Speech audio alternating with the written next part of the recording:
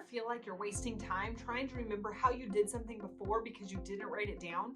Or maybe you're trying to train somebody on how to do something, but everything's stuck in your head and you're trying to remember all the different steps and you keep forgetting a certain step.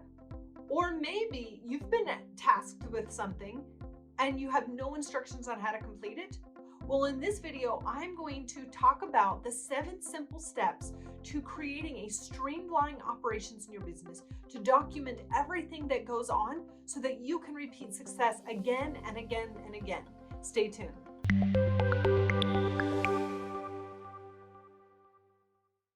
Standard operating procedures, or SOPs, are vital for any business to be successful long term. They help you and your team remember how to repeat success again and again and again.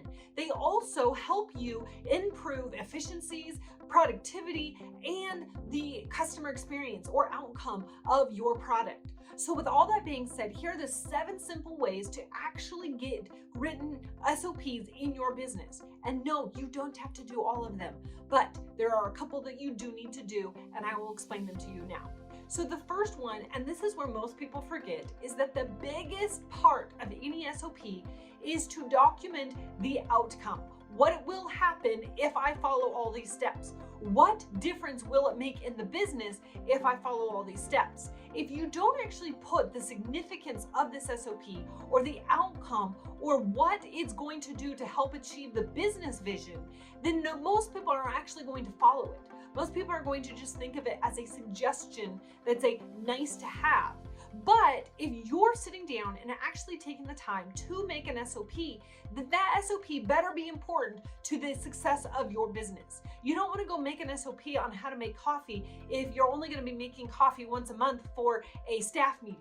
You want to actually be documenting the most important policies and procedures in your business so that you can actually have success repeated easily and effectively.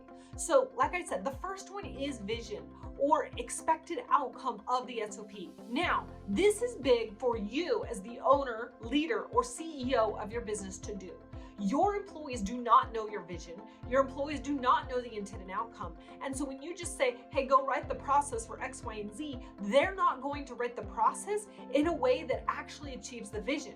However, if you spend time to actually articulate the vision or the intended outcome of a process, then the rest of it can be delegated to your team members and they can write the rest of the process. Now, think of SOPs and writing them down as an upside down triangle. You want to go from big picture down to small, tiny details. Now, most people start small, tiny details and then they go big picture and they get too caught up in all the details. They get too lost in the weeds and they never actually finish their SOP or actually make it effective and implement in their business. Now, so if you, again, start with the vision, the big picture, the 30,000-foot elevation view of what this intended outcome is going to be or what this process is going to result in, then it's much easier to knock everything down lower and lower and lower to the tiny little details that make up the SOP. Also, another thing to add is that if you only have the vision, your team can go make up the rest of the process.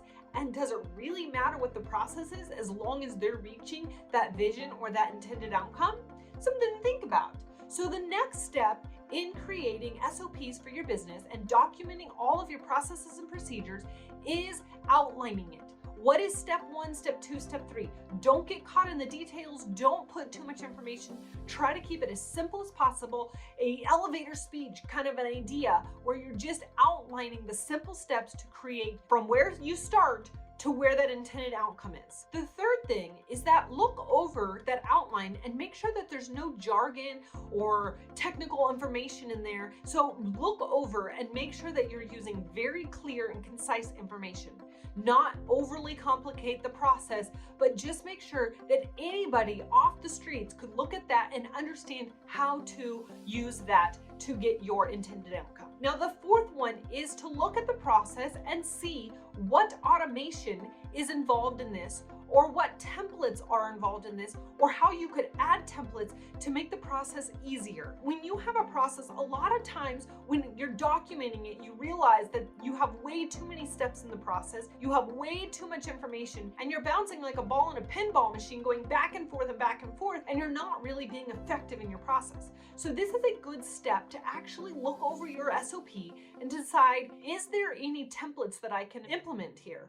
Are there any Zapier connections from one program to another program that can make things run easier and smoother without a human being being involved in that? Or are there any other types of automation that can happen? If you need to send an email to someone, maybe write the email immediately, schedule it through Boomerang for a different time and date, so that way you're not trying to remember all these little steps all the same time. Make sure that you're looking at that and adding any type of automation to make the process easier. Now, this step is adding any visuals. So this would include pictures, workflows, screen shares, videos, any type of thing that could make your SOP come alive and be visual. Most people are visual learners or learn best with written and visual combined. So with that being said, how can you make this easy for somebody to follow? If you just have a document with tons of text on it, but nothing that actually helps the person understand how to do it, then their eyes are just going to gloss over and they're not actually going to follow the SOP. So that's another point, is to add the visuals. Now, these last two may be very detailed, but they are actually some of the most important steps, and that is to test your documentation.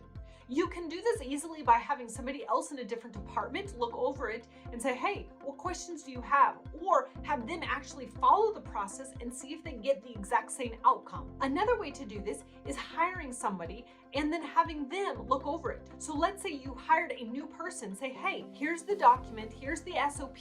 You follow this and we'll see what happens. We'll see where you got to, we'll see what hiccups you ran into, what questions you have, and if you actually got the intended outcome. That is a great way to test your documentation and make sure all the information is there for somebody to follow. Now, last but not least is to have a feedback loop, some way of improving the process. So many employees don't feel empowered when it comes to actually providing feedback for the process. They feel like everything is set in stone once it's documented and you can't deviate from the process. And so therefore they just kind of ignore it and make up their own process because they feel like they can't actually improve or change the process. So put in a system to change the system. Put in a process to actually update the process. When can we do it? How can we do it? I remember when I owned a brewery and I had a tasting room employee come up to me almost every single afternoon or evening and tell me all these great ideas he had or all these things he wanted to do. And for me, that was the wrong time for it to happen. I was just finishing brewing up for the day. I was hungry, and then you want me to do all this extra stuff? And so the answer would always be no. And I would always shut down his ideas, shut down his improvements, tell him no. And I came to realize that I was actually inhibiting the growth of our business because I wasn't taking into account everybody's input on all the processes, procedures. And so when I actually had a moment to sit down and realize that I was person prohibiting our growth, I created a process to update the process, a process to give feedback, a process to actually make the processes better.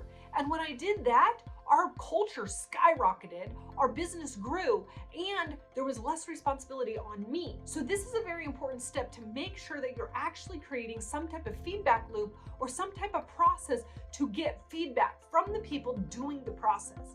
And that's the key there. You don't want to be the one who is actually giving feedback to the process because you're not doing the process. You can give feedback to the outcome, but it's very hard for you to give feedback to the actual process, like how it's actually happening. But it's really important to get that feedback from the employees who are actually doing it. I hope that these 7 steps in creating effective SOPs helps you repeat success again and again for years to come. However, if you need help creating SOPs and you want me to come alongside you and your team in creating effective SOPs for your business, just click the link below and I'd love to chat on how I can help you put systems into place and document those systems. And like always, don't forget to subscribe to this channel and click the bell so you get notified every time I put on a new video helping your business succeed and you create freedom through business systems. I'll see you in the next video.